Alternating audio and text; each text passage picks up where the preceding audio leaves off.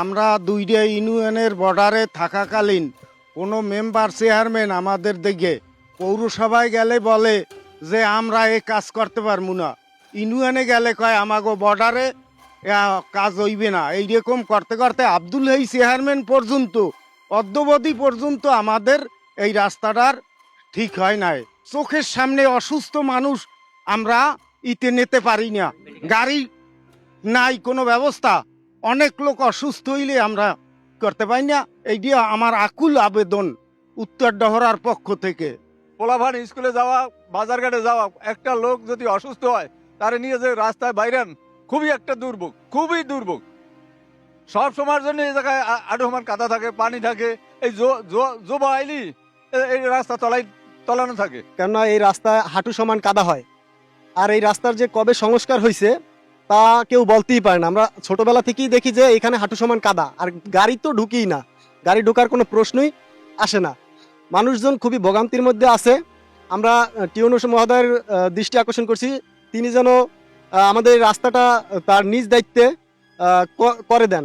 এই ডহরা স্কুল থেকে আমাদের আইতে খুব কাদা পেরিতে সমস্যা হয়, আমাদের ছাত্রছাত্রী আইতে পারে না, আরও সমান কাদা থাকে, এবং আমাদের কোনো যেটা রুগী অসুস্থ হয় তা মেডিকেলে নিতে পারি না, এবং কোনো মা বোন যদি অসুস্থ বাচ্চা হলে হয় তারাও রাস্তার ভিতরে বাচ্চা প্রস্রাব করে।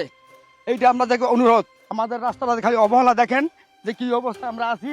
আমাদের এই ডহরা এলাকার যে এই রাস্তাটা, আমাদের এই প্রাইমারি স্কুলে যাতায়াতের জন্য যে ছাত্ররা এই বর্ষার সিজনে স্কুলে যেতেই পারে না একবারই, কারণ এখানে যে আমাদের জোয়ার বাটা উঠলিঙ্গে এই রাস্তায় পানি উঠে যায়, আবার জোবা আসলে তো কোনো কথাই নেই, কোমর পর্যন্ত পানি হয়, এবং এই এলাকার মুরব্বীরা এবং মহিলারা তো যাতায়াত করতেই পারে না এই রাস্তা থেকে। আমাদের যে ওপাশে একটা রাস্তা আছে ওটা থেকেও যাতায়াত করতে পারে না।